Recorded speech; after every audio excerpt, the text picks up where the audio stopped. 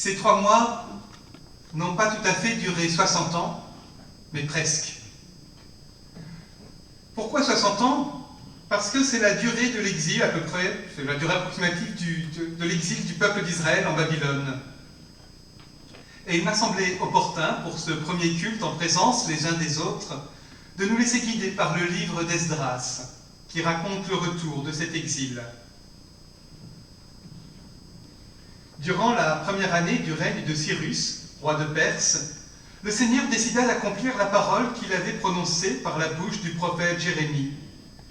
Il fit naître dans l'esprit de Cyrus l'idée de publier dans tout son empire, de vive voix et par écrit, le texte suivant. Voici ce que proclame Cyrus, roi de Perse. Le Seigneur, le Dieu des cieux, a soumis à mon autorité tous les royaumes de la terre. Il m'a chargé de lui reconstruire un temple à Jérusalem, dans la province de Juda.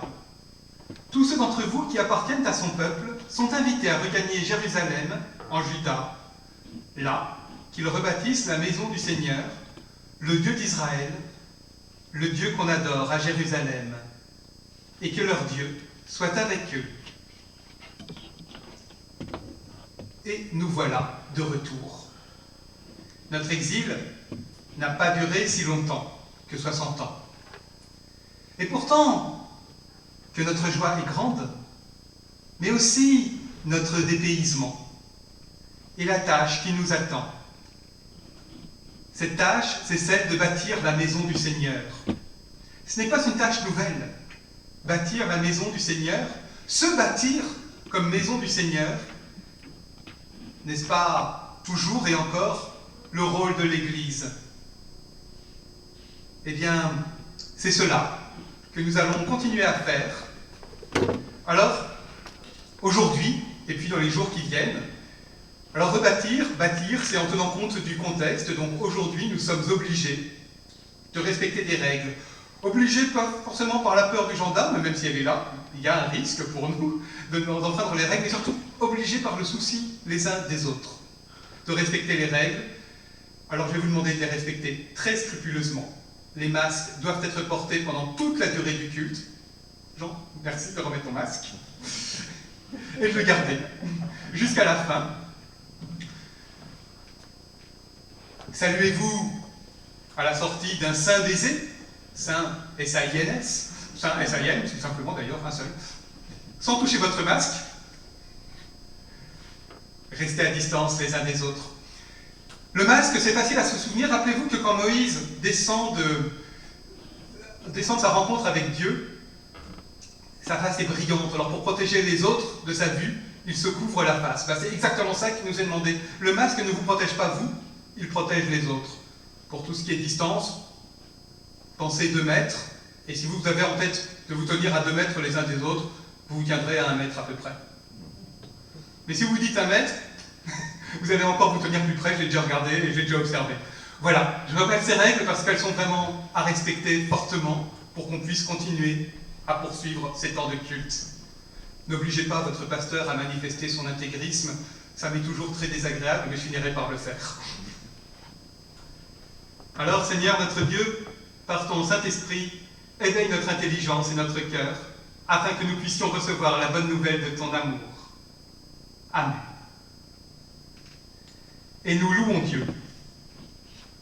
Quelle joie quand on m'a dit « Nous allons à la maison du Seigneur ». Sans fin, Seigneur, je chanterai ton amour. D'âge en âge, je proclamerai ta fidélité. Oui, je dis, ton amour est établi pour toujours, et ta fidélité est plus ferme que les cieux. Les cieux célèbrent tes merveilles, et l'assemblée des croyants ta fidélité. Seigneur, Dieu de l'univers, qui est puissant comme toi? C'est l'amour qui rayonne de toi. Heureux le peuple qui saura t'acclamer.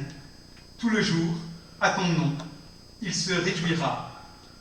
Quelle joie quand on m'a dit « Nous allons à la maison du Seigneur ». Amen. Et nous chantons le cantique 5604 pour cet immense bonheur.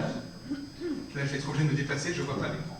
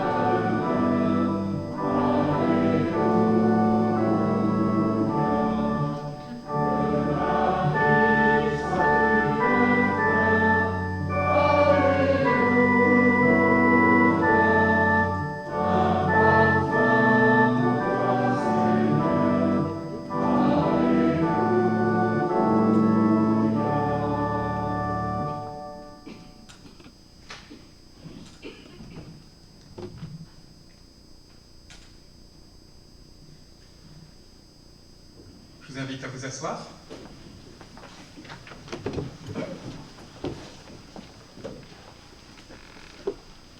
Assurés par Jésus le Christ de l'amour de Dieu pour nous, nous pouvons nous présenter devant lui tel que nous sommes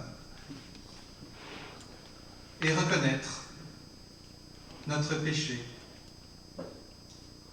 Père, nous reconnaissons devant toi que nous ne sommes pas dignes de ton amour. Et nous confessons qu'il y a beaucoup en nous pour te déplaire.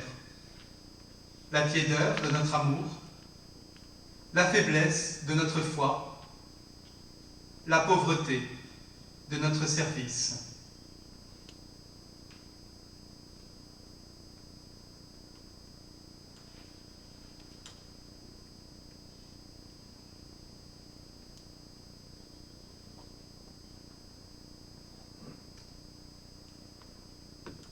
Oui, nous nous savons pécheurs, mais nous savons aussi que tu nous aimes. Ta parole nous l'affirme. Jésus-Christ est venu dans le monde pour sauver les pécheurs.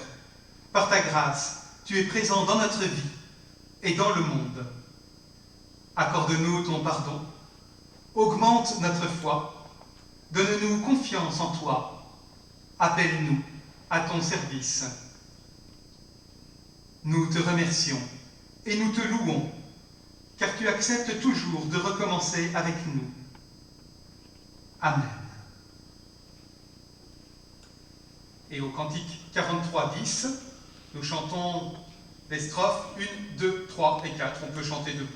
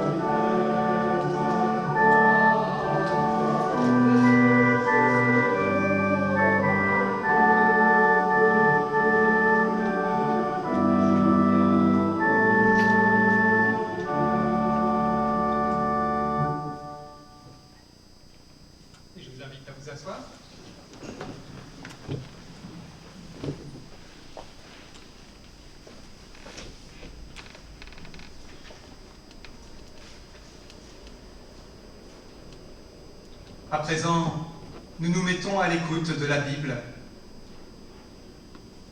Que l'Esprit de Dieu nous fasse entendre sa parole pour ce jour.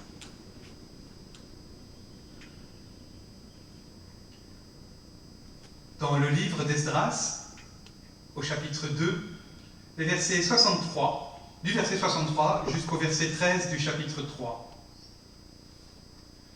Le nombre total des Israélites revenus d'exil s'élevait à 42 360 personnes. Il y avait avec eux 7 337 serviteurs et servantes, 200 chanteurs et chanteuses, ainsi que 736 chevaux, 245 mulets, 435 chameaux et 6720 ânes. Lorsqu'ils arrivèrent à Jérusalem, la ville de la maison du Seigneur, certains chefs de famille firent des dons volontaires pour que la maison de Dieu soit rebâtie sur son emplacement primitif. Ils versèrent tout ce qu'ils purent pour financer cette construction, soit au total 61 000 pièces d'or et 2500 kilos d'argent. Ils donnèrent également 100 tuniques de prêtres. Les prêtres, les lévites et une partie du peuple, les chanteurs, les portiers et les employés au service du temple, s'établirent dans les villes qui leur furent attribuées. Les autres Israélites s'installèrent dans leur ville d'origine. Quand arriva le 7e mois, alors que les fils d'Israël étaient dans leur ville, le peuple se rassembla comme un seul homme à Jérusalem. Josué, fils de Yosadak, se leva avec ses frères, les prêtres, ainsi que Zorobabel, fils de Shaltiel, avec ses frères. Et ils bâtirent l'autel du Dieu d'Israël pour présenter des holocaustes, comme il est écrit dans la loi de Moïse, l'homme de Dieu. Ils rétablirent l'autel sur ses fondations, car ils avaient peur des gens du pays. Et ils y présentèrent des holocaustes au Seigneur, des holocaustes du matin et du soir. Puis, ils célébrèrent la fête des tentes, comme il est écrit, présentant l'holocauste jour après jour, selon le nombre quotidien fixé par la coutume. Après cela, ils présentèrent l'holocauste perpétuel, les holocaustes pour les nouvelles lunes et pour tous les temps sacrés du Seigneur, ainsi que pour tous ceux qui faisaient des offrandes volontaires au Seigneur. Dès le premier jour du 7e mois, ils commencèrent à offrir des holocaustes au Seigneur. Pourtant, les fondations du temple du Seigneur n'étaient pas posées. Aussi, donnèrent-ils de l'argent aux tailleurs de pierre et aux charpentiers, ainsi que des vivres, de la boisson et de l'huile aux Sidoniens et aux Tyriens, pour qu'ils fassent venir par mer du bois de cèdre, depuis le Liban jusqu'à Jaffa, suivant l'autorisation que le roi de Perse, Cyrus, leur accorda. Puis, la 2e année de leur arrivée à la maison de Dieu, à Jérusalem, au 12e mois, Zorobabel, fils de Shaltiel, et Josué, fils de Yosadak, avec le reste de leurs frères, les prêtres, les Lévites et tous ceux qui étaient revenus de la captivité à Jérusalem, commencèrent à mettre en place les Lévites de 20 ans et plus pour diriger les travaux de la maison du Seigneur. Quant à Josué, ses fils et ses frères, Kadmiel et ses fils, les fils de Juda, tous ensemble, ils se placèrent de manière à diriger chaque ouvrier qui travaillait à la maison de Dieu, sans parler des fils de Hénadad, leurs fils et leurs frères, les Lévites. Alors les bâtisseurs posèrent les fondations du temple du Seigneur, tandis qu'on plaçait les prêtres en costume, avec les trompettes, ainsi que les Lévites, fils d'Azaph, avec les cymbales, pour qu'ils louent le Seigneur d'après les ordonnances de David, roi d'Israël. Dans la louange et l'action de grâce envers le Seigneur, il se répondait « car il est bon, car sa fidélité dure pour toujours en Israël ». Tout le peuple poussait de grandes ovations en louant le Seigneur à cause de la fondation de la maison du Seigneur. Alors beaucoup de prêtres, de lévites et de chefs de famille parmi les plus âgés, ceux qui avaient vu la maison d'autrefois, pleuraient à haute voix, tandis qu'on posait sous leurs yeux les fondations de cette maison-ci. Mais beaucoup aussi élevaient la voix en joyeuses ovations. Aussi, le peuple ne pouvait-il distinguer le bruit des ovations joyeuses du bruit des pleurs populaires, car le peuple poussait de grandes ovations dont le bruit s'entendait de très loin.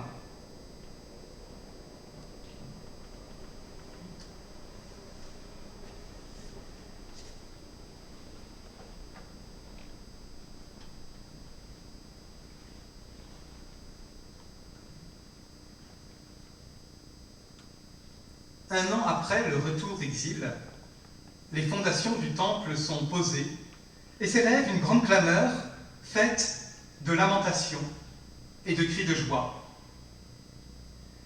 Et le caractère composite de cette clameur vient nous rejoindre dans la tension de ce retour au culte, à nos habitudes. Elle vient aussi nous rappeler qu'à la lecture du livre d'Esdras, nous ne pouvons qu'être surpris de voir à quel point l'enseignement de Jésus a remis en question tout ce qui semblait tellement important aux yeux d'Esdras. L'importance du nombre d'abord. Le livre d'Esdras est un livre où on compte. Petite proposition de devoir de vacances. Sachant que le nombre total des Israélites revenus d'exil s'élevait à 42 360 personnes, qu'ils avaient avec eux 7 337 serviteurs et servantes, 200 chanteurs et chanteuses, que la distance nécessaire de 1,50 m entre chaque personne s'étend à 3 mètres pour les chanteurs et chanteuses, mais se réduit à 0,5 m entre les membres d'une même famille, calculez la distance que les Israélites revenant de leur pays en file indienne auraient couverte. Vous avez les indications au chapitre 2 pour ce qui est du nombre de personnes par famille.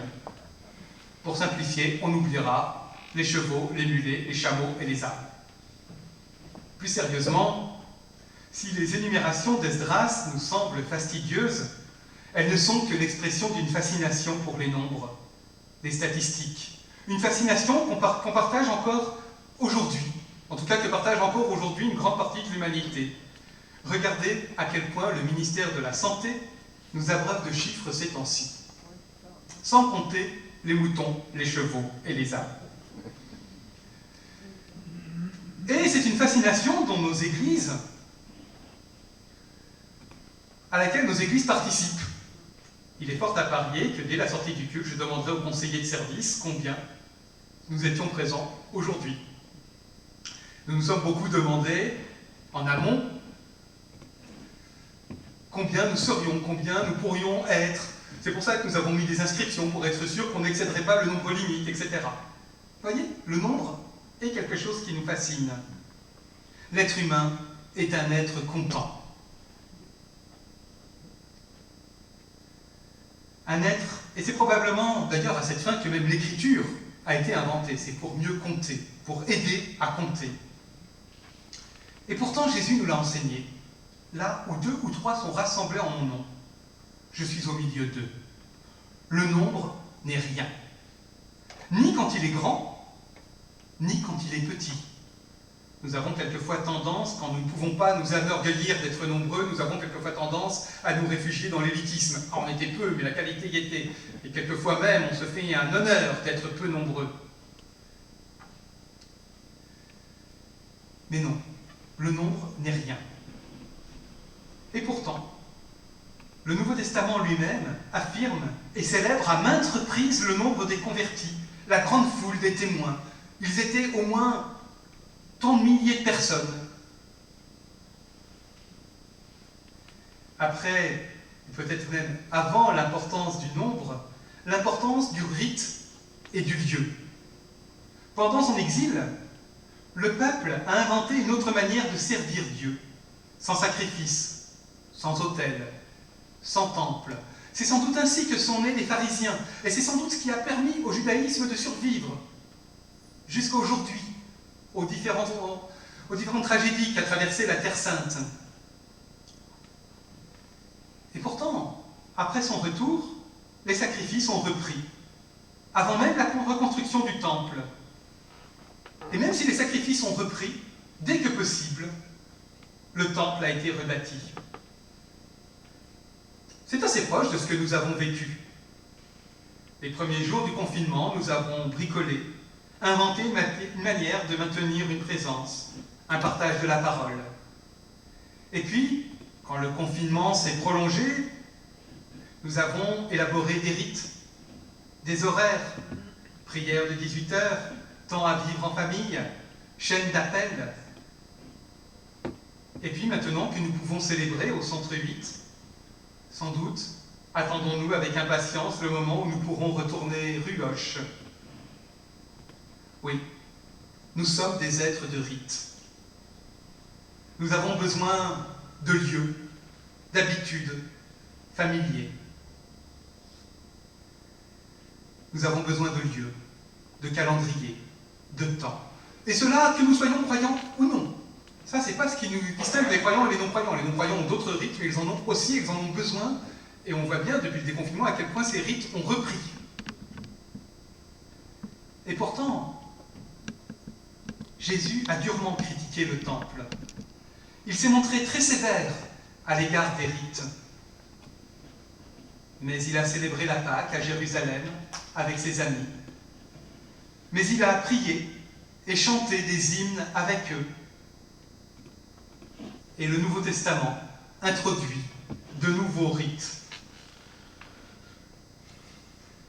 Et l'importance donnée au nombre, aux rites dans le Nouveau Testament nous montre qu'il ne suffira pas de balayer Esdras au nom de Jésus.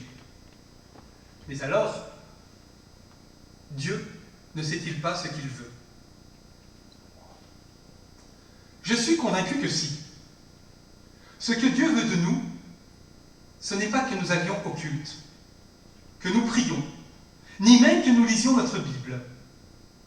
Ce qu'il veut de nous, c'est que nous aimions nos prochains, que nous l'aimions lui.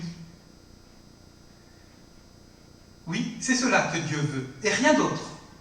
Mais Dieu connaît nos besoins. Et parce qu'il nous aime, il répond à ces besoins. Il nous donne le culte, la prière, la Bible, les rituels. Nous n'allons pas au culte pour faire plaisir à Dieu. Nous ne prions pas pour faire plaisir à Dieu. Nous ne lisons pas la Bible pour faire plaisir à Dieu. Nous allons au culte, nous prions, nous lisons la Bible, parce que Dieu sait que cela nous fait plaisir, parce que Dieu sait que nous en avons besoin.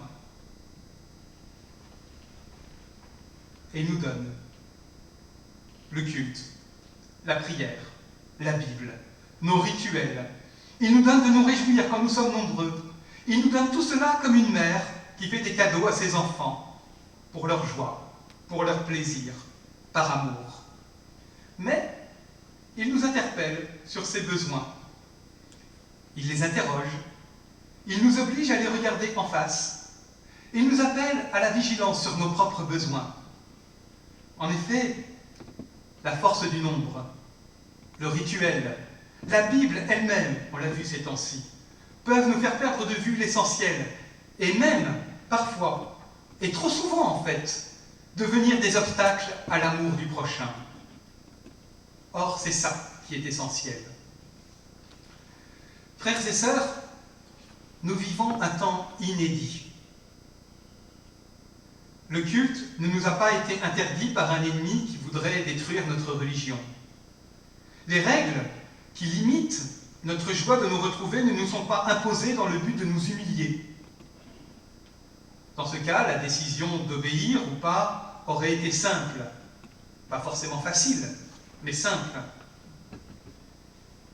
Mais en ces temps-ci, il est question d'éviter la propagation d'une maladie qui est mortelle pour les plus fragiles. Et pour compliquer encore les choses, cette maladie nous est encore assez peu connue. Nous ne savons pas quels sont les risques réels. Nous ne savons pas quelles sont les barrières les plus efficaces. Alors nous sommes pris dans la tension entre prudence et élan, entre souci de protéger, pas forcément de nous protéger nous-mêmes, mais de protéger tout le monde, et notamment les plus fragiles, et le besoin de nous retrouver. Et les discussions font rage entre pasteurs, entre fidèles, au sein des conseils presbytéraux, à la sortie des cultes, à l'entrée. Les discussions font rage et une grande clameur envahit notre Église, bien au-delà de Versailles, bien au-delà de l'Église protestante unie de France. Et je reviens à cette clameur lors de la fondation du nouveau temple. Il est bon et beau d'y entendre à la fois les larmes des uns et la joie des autres, la prudence des uns et l'élan des autres. Il est bon et beau de prêter attention à chacune des composantes, de veiller à ce que chacune soit entendue. Mais il est bon et beau de reconnaître, d'entendre et de reconnaître aussi que tout cela se rassemble en une seule clameur, en un seul souci, celui de servir au mieux Dieu et notre prochain. Alors, frères et sœurs, que ce temps, nous le vivions ainsi, dans l'attention, oui, mais aussi dans la conviction que chacun n'a pas d'autre but que le meilleur service de Dieu et du prochain. Que Dieu nous aide. Amen.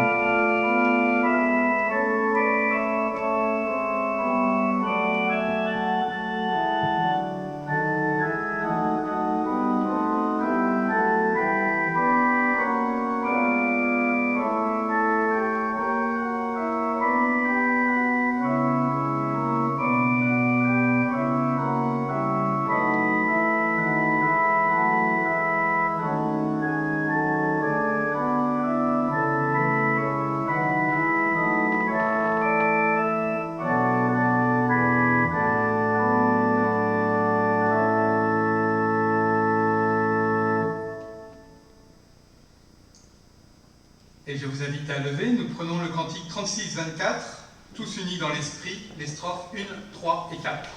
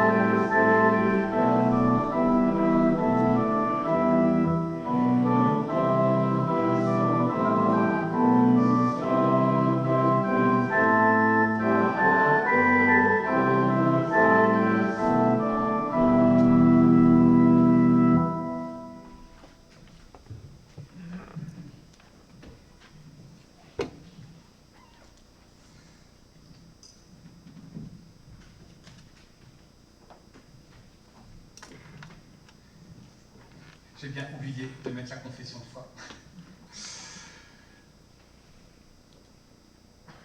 Et pourtant, nous sommes l'Église en ce lieu.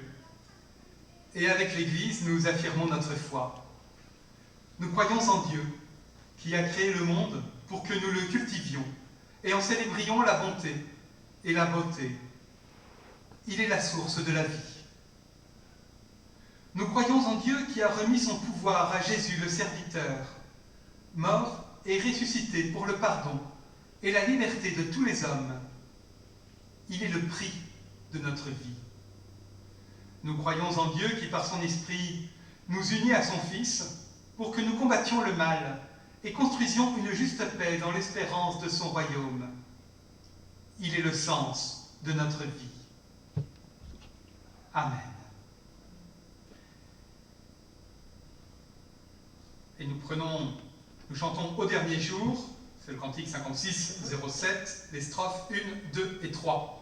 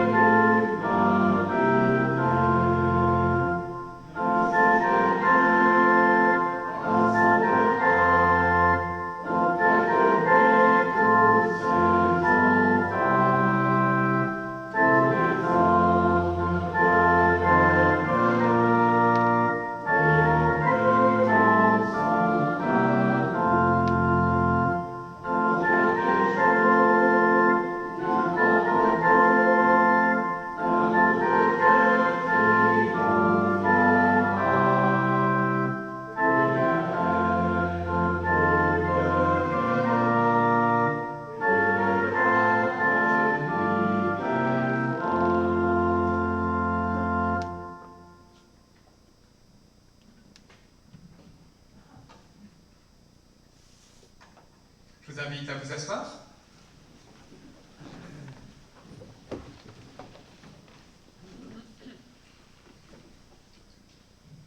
Le temps de l'offrande exprime plusieurs choses. Il exprime notre liberté par rapport à nos biens. Il exprime aussi notre attachement à notre Église et notre participation à sa vie matérielle. Il exprime notre sens de service. Nous savons en effet que Dieu nous donne tout gratuitement, que notre offrande soit l'expression de notre reconnaissance. Amen. Voici le moment de la collecte de nos offrandes.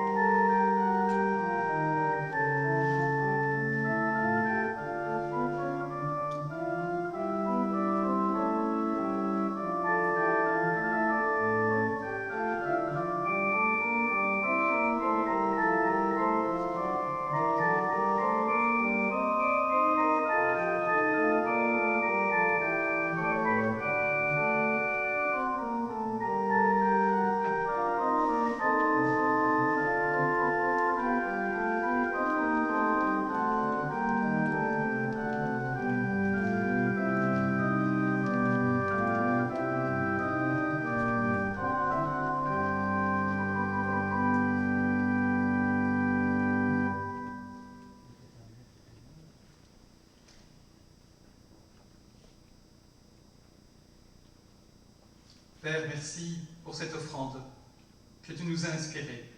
Ce geste, renouvelle-le chaque jour, afin que chaque jour, nous nous tournions vers ces frères et sœurs que tu nous donnes à aimer et à aider. Accorde à notre Église protestante unie de France, à notre Église protestante unie à Versailles, un esprit d'audace, d'habileté et d'espérance, afin que cette offrande qui nous est confiée soit utilisée pour la proclamation de ta bonne nouvelle. Amen.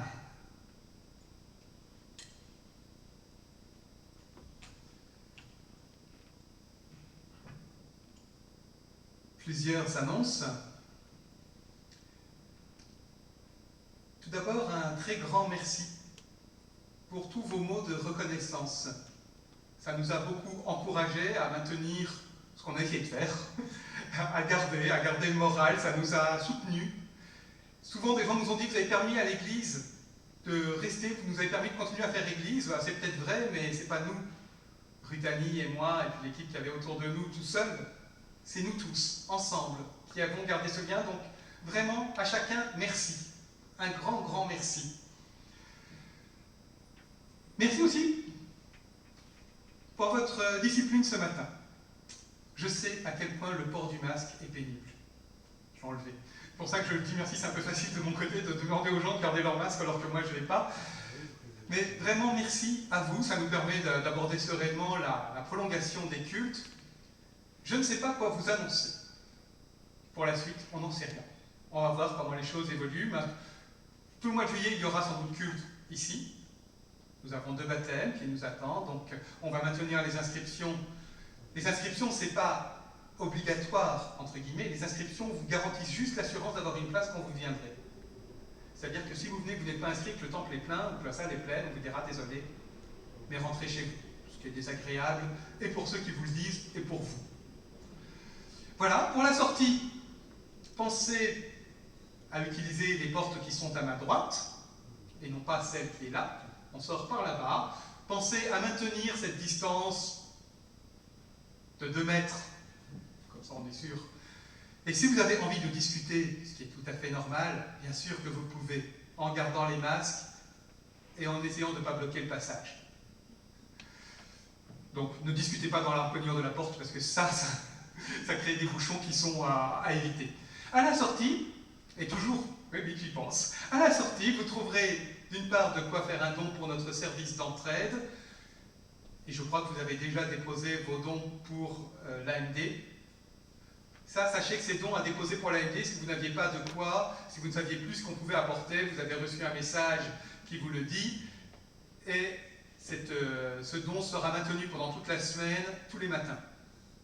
Donc, pendant toute la semaine, si vous voulez venir déposer du riz, des conserves de poissons, puis j'irai pas plus loin parce que j'ai oublié le reste, vous pouvez le faire pendant toute la semaine, tous les matins. Voilà un petit peu pour les annonces. Des familles de notre paroisse ont été touchées par le deuil. Je ne vais pas les nommer là parce que notre culte est retransmis en direct et que c'est toujours un peu compliqué, mais qu'elles sachent que nous les entourons énormément et que nous pensons bien à elles dans ces temps d'épreuve, surtout que les deuils ont été particulièrement difficiles à vivre en ces temps de confinement, de protocole sanitaire. Donc toutes nos prières avec ces familles.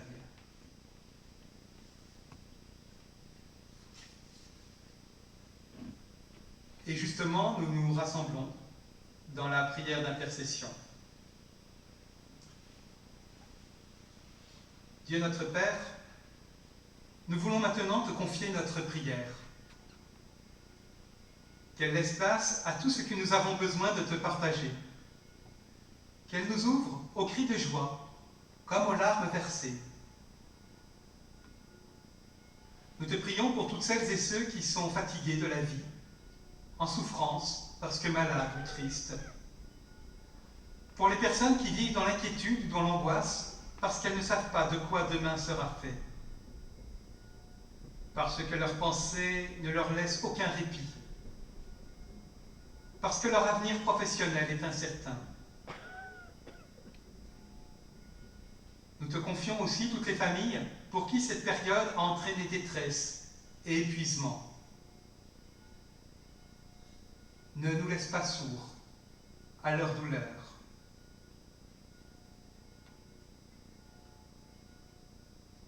Nous te prions pour toutes celles et ceux qui sont dans la joie, dont les yeux pétillent de bonheur et dont les lèvres disent ta louange.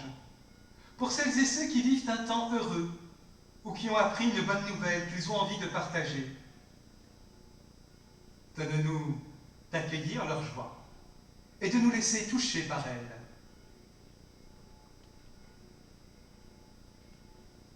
Seigneur, nous te confions ton Église, et particulièrement notre paroisse.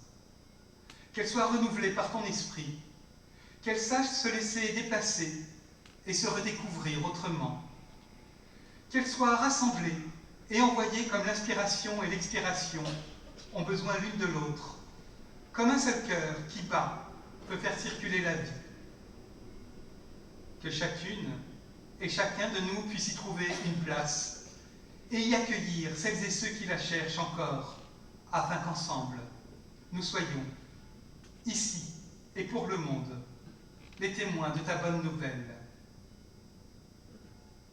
Nous te prions pour les autorités de notre pays et partout dans le monde, afin que les dirigeants agissent avec sagesse et discernement, qu'ils sachent être humbles devant la crise qu'ils ont à gérer, que de nouvelles idées puissent germer, pour que nous puissions sortir grandis et transformés par ce que nous avons vécu. Nous te prions aussi pour tous ceux qui au quotidien se sont engagés et s'engagent encore dans les hôpitaux, les écoles, les supermarchés, les pharmacies, les associations d'entraide et bien d'autres lieux. Nous voulons te rendre grâce pour toutes ces personnes et te demandons de les préserver de l'épuisement. Et comme Jésus l'a enseigné à ses disciples, ensemble, nous te disons, notre Père, qui es aux cieux, que ton nom soit sanctifié, que ton règne vienne, que ta volonté soit faite sur la terre comme au ciel. Donne-nous aujourd'hui notre pain de ce jour. Pardonne-nous nos offenses, comme nous pardonnons aussi à ceux qui nous ont offensés. Ne nous laisse pas entrer en tentation, mais délivre-nous du mal, car c'est à toi qu'appartiennent le règne, la puissance et la gloire, au siècle des siècles. Amen.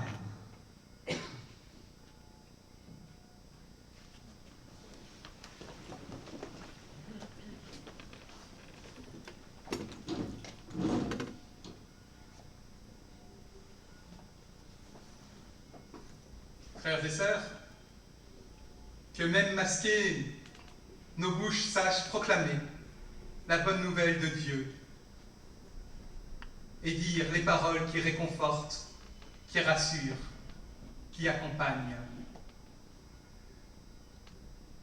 Que nos yeux brûlent de tout l'amour que nous ne pouvons plus mettre dans nos gestes, dans nos paroles.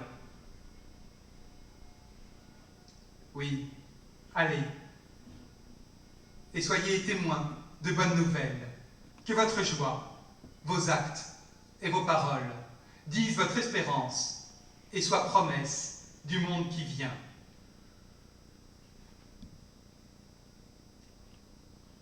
Notre Dieu nous bénit, il nous garde dans son amour et dans sa paix. Il nous donne la force de demain. Amen. Et nous continuons à chanter ce dernier jour qui commence aujourd'hui. Ce retour qui commence maintenant, le 56-07, les strophes 4, 5 et 6.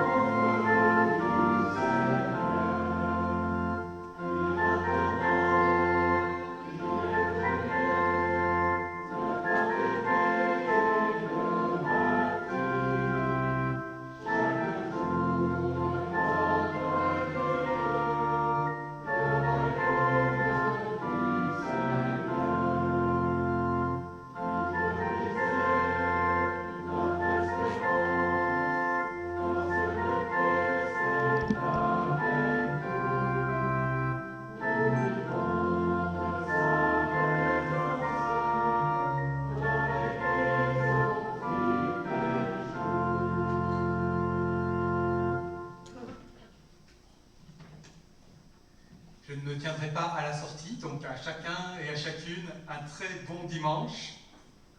Et merci pour votre présence et à bientôt.